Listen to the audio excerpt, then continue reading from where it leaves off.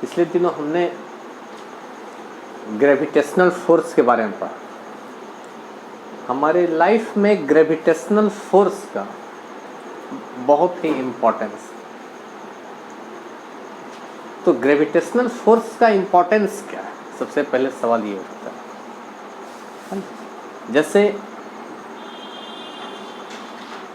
हमारे solar system में जितने भी प्लैनेट हैं around move the sun due to gravitational force. हमारे सोलर सिस्टम में जितने भी प्लैनेट हैं जो सन के चारों तरफ अराउंड मूव करते हैं due to gravitational force. Gravitational force के ही चलते वो मूव करते हैं। एक बात हो गई। दूसरी बात, ये जो सैटेलाइट हैं जो प्लैनेट के चारों तरफ मूव करते हैं वो भी ड्यू टू ग्रेविटेशनल फोर्स के चलते हो। या हम जो आर्टिफिशियल सैटेलाइट छोड़ते हैं, रिलीज करते हैं, और ये भी प्लैनेट के चारों तरफ मूव करते हैं ड्यू टू ग्रेविटेशनल फोर्स। सी में या ओशिन में जो टाइड उठते हैं, टाइड जिसको हम ज्वार भाटा कहते हैं due to gravitational force of sun, इस मून के चलते प्रोड्यूस। आप सुने होंगे कि ओशिन में जो टाइड है, हाई टाइड और लो टाइड, ये पूर्णिमा के दिन ही होता है। उस दिन आप पढ़े होंगे कि पूर्णिमा के दिन मून जो है पूरा दिखाई देता है ना, फुल मून दिखाई देता है। और मून का ग्रेविटेशनल फोर्स सी वाटर पर बहुत ज़्यादा पड़ता है जिसके चलते वो सी को अपनी ओर खींचता है। तो वो हो गया हाई टाइड। और पानी जब ऊपर की ओर उठता है तो स्वाभाविक के नीचे की ओर जाएगा, लो टाइड। अच्छा, ठीक। अब सवाल ये उठा कि उस दिन हर जगह क्यों नहीं होता है, एक ही जगह क्यों समुद्र में होता है, टाइड उठता है? तो चूंकि अर्थ हमारी हर जगह मूव करती रहती है, ऑलवेज मूव करती रहती है, इसीलिए वो हर जगह पॉसिबल नहीं होता। यही बात। अच्छा, हम जो अर्थ पर खड़े हैं ये भी ग्रेविटेशनल फोर्स के ही चलते खड़े होते हैं। तो इस तरह से इसका बहुत ही इम्पोर्टेंस होता है।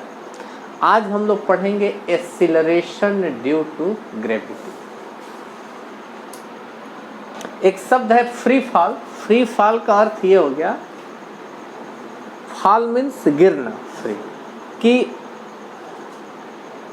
अर्थ के ग्रेविटी के चलते जो ऑब्जेक्ट फ्री रूप से और टुवर्ड्स अर्थ की ओर मूव करती है, अर्थ के ग्रेविटी के कारण कोई भी ऑब्जेक्ट जो अर्थ की ओर मूव करती है उसे हम लोग फ्री फॉल कहा जाता है। अगर वह ऑब्जेक्ट अर्थ के ग्रेविटी एरिया से बाहर चला जाएगा तो वो नहीं आएगा। इसीलिए कहता है कि नहीं, ग्रेविटी एरिया के अंदर होना चाहिए। ठीक। अब देखिए,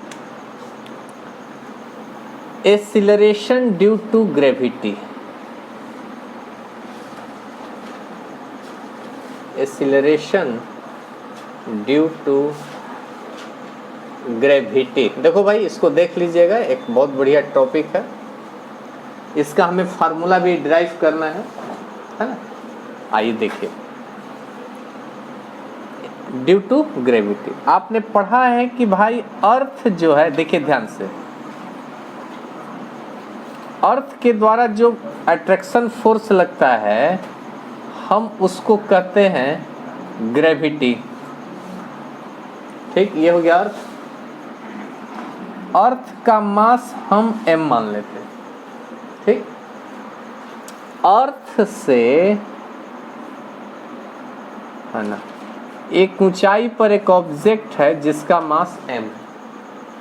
ठीक, यहाँ से यहाँ तक की हाइट हमने, ठीक है, आप ये मान सकते हैं h मान दे, चलिए, या r मान दीजिए, या ठीक है, चलो भाई h मान दो।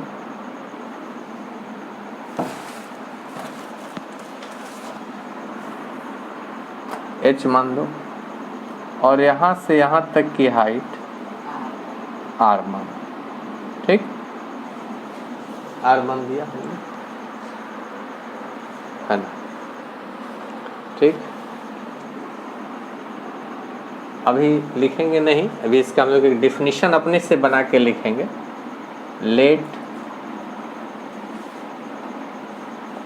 मास of an earth equal to capital M, mass of an object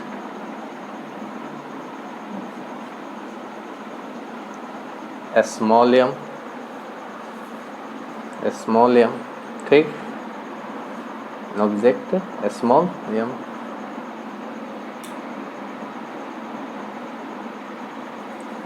radius of an earth R, height of height above from earth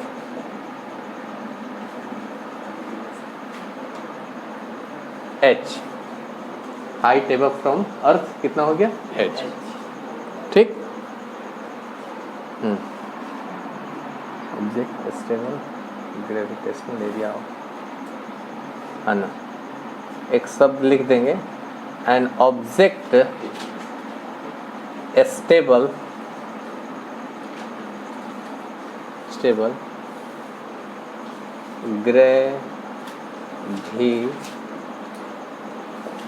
gravitational area of an earth. Object जो है अर्थ के ग्रेविटेशनल एरिया के अंदर है,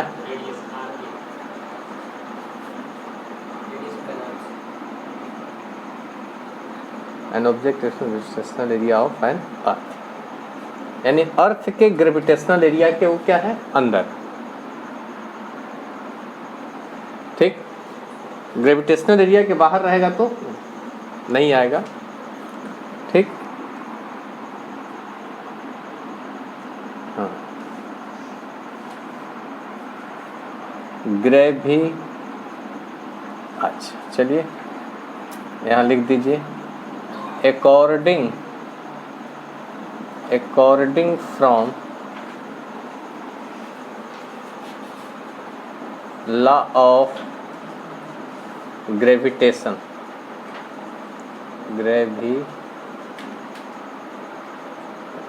gravitation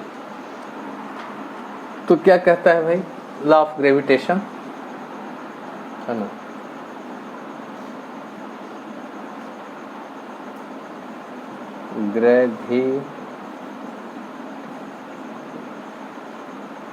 gravitational force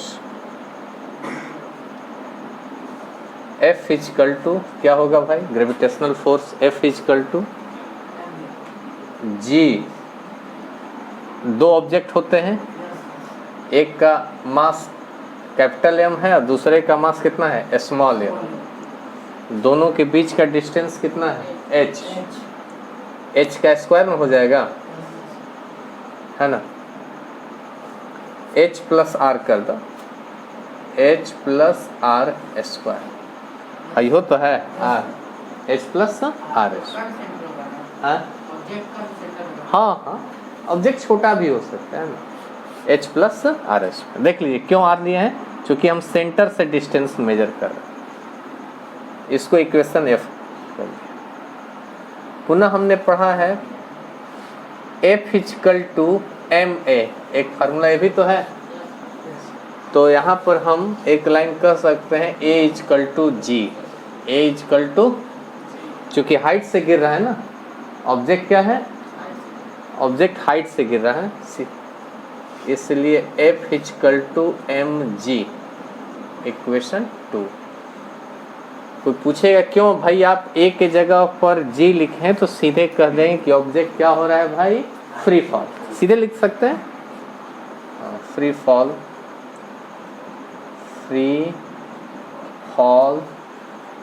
an object. चलिए अब पूछने की बातें नहीं रहती।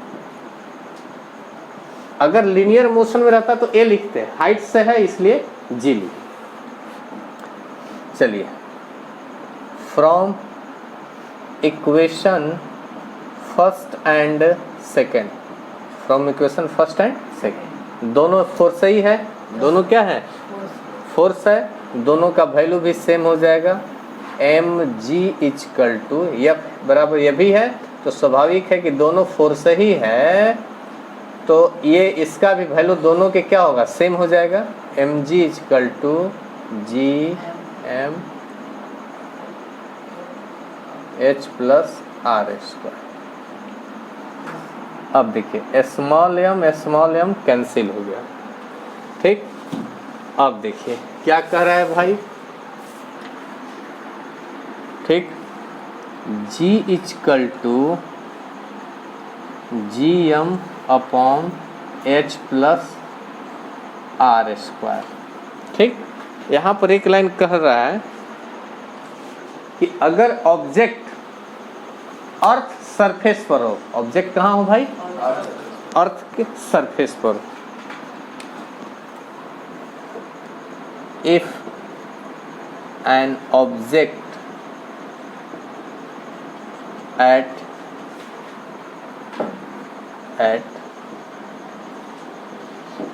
earth surface, earth, if an object at earth surface, तो h इक्वल टू 0, इसलिए g equal to G M upon h का वैल्यू 0 हो गया आर स्क्वायर। यही आपका फर्क।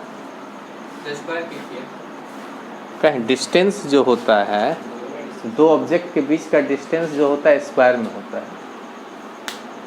क्या लिखे हैं, according from law of gravitation, उसमें था कि दोनों ऑब्जेक्ट के जो फोर्स होता है, ये क्या डिस्टेंस होता है, वह फोर्स का इन्वर्सली प्रोपोर्शनल होगा, इन्वर्सली क्या होगा, प्रोपोर्शनल होगा, और स्क्वायर में होगा, उल्ला में है। सर अगर हाइट 0 है तो डिफरेंस कहाँ से है?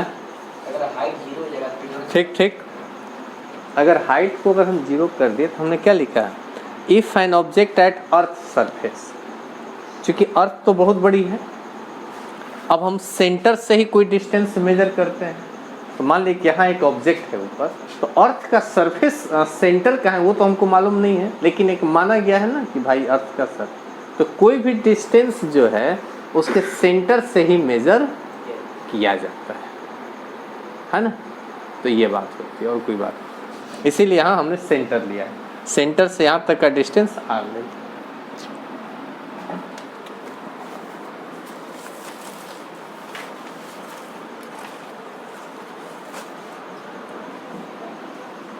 Value of G and at earth 9.8 meter per second square, ठीक, 9.8 मीटर पर सेकेंड स्क्वायर। से ऊपर रहेगा तो 9.8 चेंज हो जाएगा। हाँ, अब देखिए आपका स्मॉल जी डिपेंड किया इसी 3 चीज पर। G means gravitational constant, G means M means mass of an earth, object का नहीं, ऑब्जेक्ट का मास तो एम है, तो कैंसिल हो गया ये, ठीक, कैपिटल एम है। तो जिस मान लिया आप मून पर चले गए, तो मून पर आपका ग्रेविटी, मून पर जो आपका ग्रेविटी कहिए कि acceleration due to gravity small g है, मून के मास पर डिपेंड करेगा। किसके मास पर? अब ऑब्जेक्ट के मास से कोई मतलब नहीं है। और दूसरा आर, ऑब्जेक्ट और मून के बीच कितना डिस्टेंस, उस पर डिपेंड किया। बस 2 ही चीज़ है, डिस्टेंस, मास ऑफ मून और ग्रेविटेशनल कांस्टेंट। जी जो है यह वेरिएबल होता है, मून पर कुछ और हो जाएगा, अर्थ पर कुछ और हो जाएगा, अदर प्लैनेट पर जाएंगे कुछ और हो जाएगा, ठीक। तो जी का वैल्यू वेरिएबल होता है। ठीक, चलो भाई। ग्रेविटेशनल कांस्टेंट 6.67 आता है, कभी 6.67 क्या 6.7? हाँ ठीक, इनटू 10 का power 10 to the power minus 11। अगर इसे 6.67 हम बात नहीं समझे। हम बोले ना, जैसे ग्रेविटेशन कांस्टेंट का वैल्यू 6.7 हाँ। 10 का पावर -11 वाला सर। और 6.67 आता है। अंतर ये अर्थ का है वो डेसिमल के बाद ई कहाँ ले इतना बड़ा कंफ्यूजन के लिए वाला जा डेसिमल के एक अंक के बाद कुछ लिखिए ना क्या जा? जैसे 6 7 को कभी 7 गया तो 5 के बाद होता है। हाँ हाँ तो हम समझ रहे हैं। अरे हमको 6.6 मिल गया ना, 10 to the power minus 11, काम खत्म हो गया। हाँ डेफिनेशन लिख लीजिए इसका। एक्सीलरेशन ड्यू टू ग्रेविटी, इसको स्मॉल जी से डिनोट करते हैं, एक्सीलरेशन ड्यू टू ग्रेविटी। चलो भाई इसका एक डेफिनेशन छोटा सा हम लोग बना देंगे। The acceleration produce through gravity of earth, लिखिए the acceleration produce, the acceleration produce through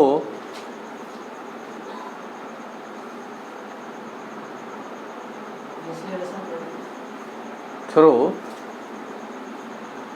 gravity of an earth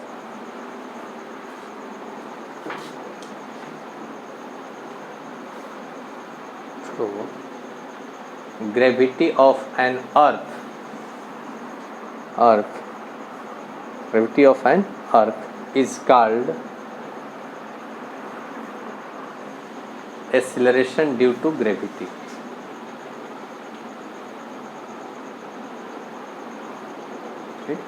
बस सिंपल सा डिफिनीशन बनाए हैं, आप खुद देखिए। ये अर्थ है, अर्थ ग्रेविटेशनल फोर्स लगाकर उसको अपनी ओर खींच रहा है, तो अर्थ के ग्रेविटेशनल फोर्स को क्या कहते हैं? ग्रेविटी। तो अर्थ के ग्रेविटी के चलते जो एक्सीलरेशन प्रोड्यूस होता है उसको क्या कहें? Acceleration due to. बस हो गई बात, एक छोटा सा डिफिनीशन बन गया।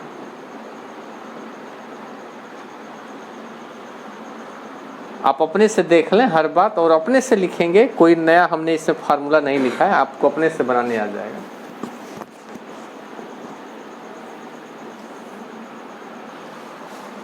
ऑब्जेक्ट आपके सरफेस पर है तो 9.8 मीटर पर स्क्वायर एक्सीलरेशन, तो उसमें वेलोसिटी होगी नहीं, रेस्ट में आएगा तो उसमें कैसे? नहीं, अर्थ के सर्व वेलोसिटी से क्या मतलब है? सब वेलोसिटी रहेगा तब ना एक्सीलरेशन प्रोड्यूस होगा, है ना। जब अर्थ के सरफेस पर आ गया, अर्थ के सरफेस पर जब आ गया तो ही ना हम लोग h को 0 मान दिए हैं।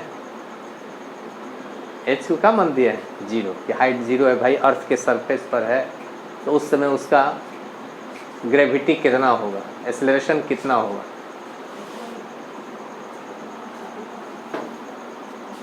मास पे डिपेंड करेगा ना ग्रेविटी। क्या है फार्मूला में क्या लिखा है? आप सब उसमें बोले कि सी वाटर का अट्रैक्ट करता है तो क्या? ग्रेविटी। फिर वही बात, वो दूसरा क्वेश्चन है, ये दूसरा चीज है।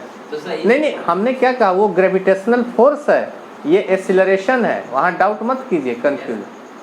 वो ग्रेविटेशनल फोर्स है और ये क्या है? एक्सीलरेशन है। तो फोर्स और एक्सीलरेशन एक ही चीज हो जाएगा तब। आप यहाँ लिख लें, आपको जो डाउट है वो बोलिए। वहाँ ग्रेविटेशनल फोर्स है, ठीक, तो ग्रेविटेशनल फोर्स उसको अपनी ओर अट्रैक्ट कर रहा है। तो ऐसे भी तो सर अर्थ का ग्रेविटेशन फोर्स ज्यादा रहेगा मून से, तो मून कैसे अट्रैक्ट कर रहा है? क्या कहा है? हर चीज, दो ऑब्जेक्ट हैं, दोनों एक दूसरे को अपनी ओर खींचते हैं, दोनों अपनी ओर खींचते हैं। मून उस दिन फुल मून रहता है तो मून का अट्रैक्शन पावर अर्थ के अदर सरफेस पर, अदर ऑब्जेक्ट पर क्यों नहीं लग रहा है? क्यों? सी वाटर पर, सी वाटर पर ज़्यादा लग रहा है इस समय, इसलिए सी वाटर को अपनी ओर खींच रहा है। और क्या? अगर रहता तो अर्थ के सरफेस पर हमको भी खींच लेता अपनी ओर। यही नहीं, ग्रेविटेशनल फोर्स का एक और इम्पोर्टेंस है कि अर्थ पर जो एटमॉस्फेयर है वो ग्रेविटेशनल फोर्स के ही चलते हैं। मून पर एटमॉस्फेयर नहीं है, इसलिए कि मून का जो ग्रेविटी है बहुत लो है, 0 है, इसलिए वहाँ एटमॉस्फेयर नहीं है।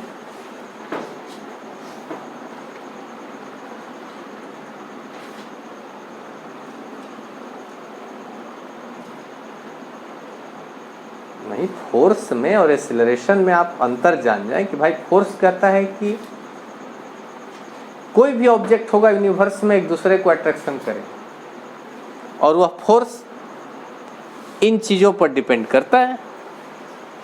और क्या, उसमें कौन सी सोचना है। फार्मूला है, फार्मूला में देखेंगे कि हाँ ये चीज़ें हैं।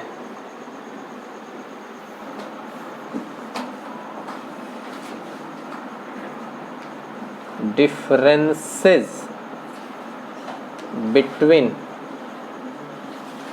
G and G। देखिए बहुत बढ़िया क्वेश्चन ये पूछा जाता है,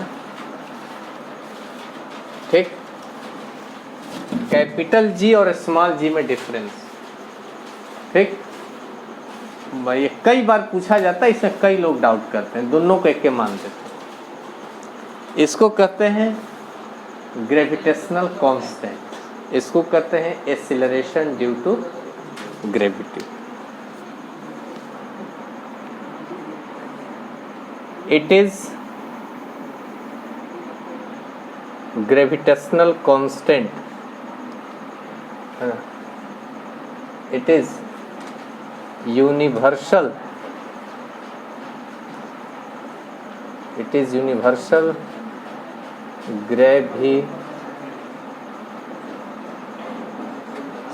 gravitational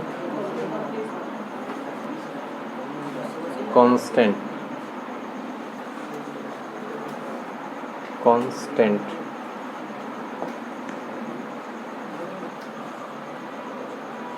It is acceleration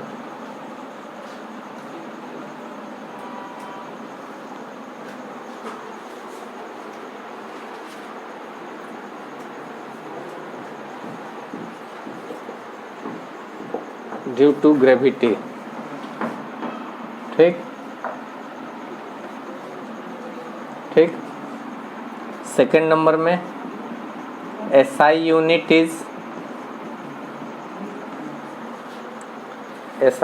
is newton meter per kg square.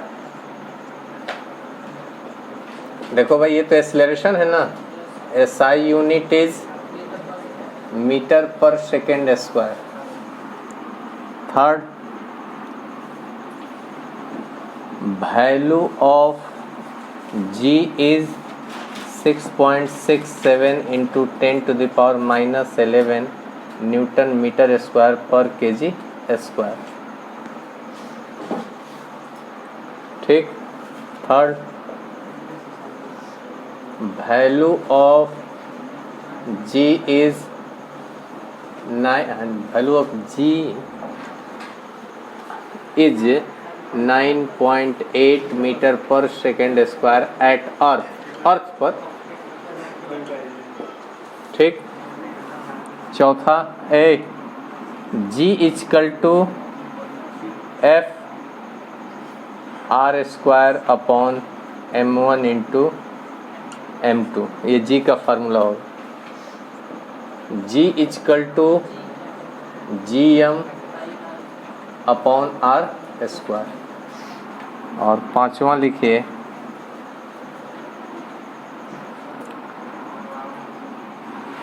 Value of G is always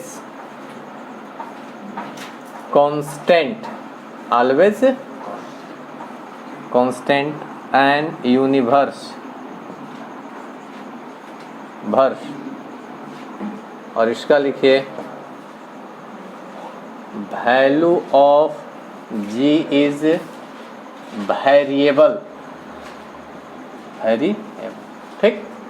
आसानी से आप डिफरेंस बता सकते हैं, कोई इसमें ऐसा नहीं है कि कोई नया चीज़ है। ग्रेविटी है दोनों, मतलब एक ही चीज है के अब माथा मत दुखो कुल का। देखो भाई वो मैं किस है ना देखो हमने लिखा है कि value of G is variable. ये देखो अर्थ है हमारी,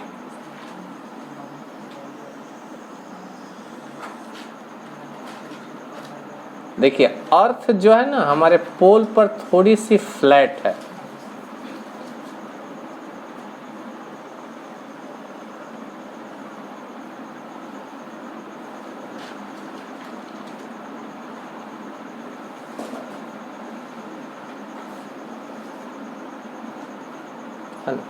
तो ये सेंटर है। ये देखिए ये हमारा इक्वेटर हो गया, इक्वेटर हो गया तो यहाँ का भी आर मान लीजिए, इधर भी आर मान लीजिए।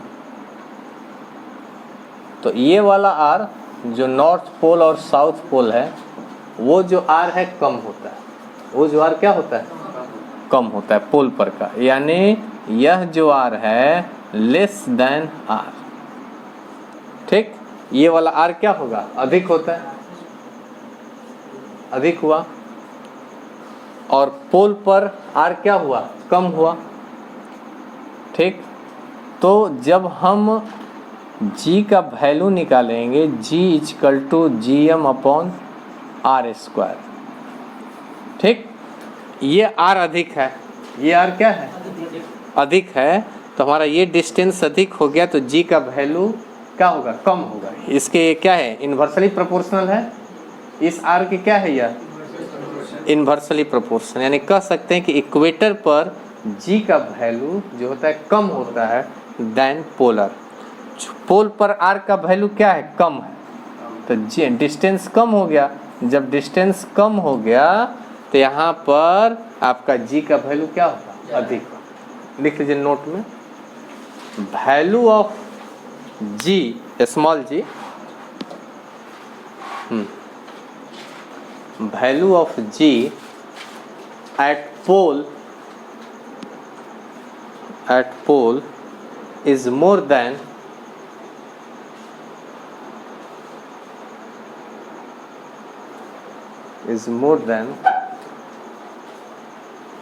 value of g is more than है ना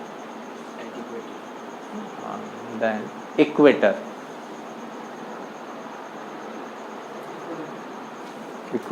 because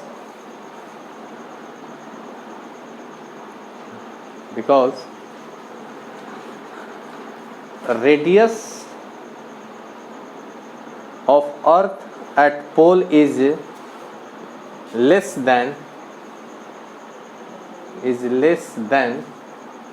radius of earth at pole is less than radius of earth and equator,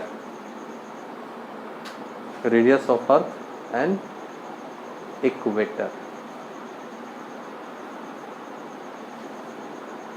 radius of earth and equator। ठीक हो गया, चल अब छोड़ दिए, नेक्स्ट डे पढ़ा जाएगा।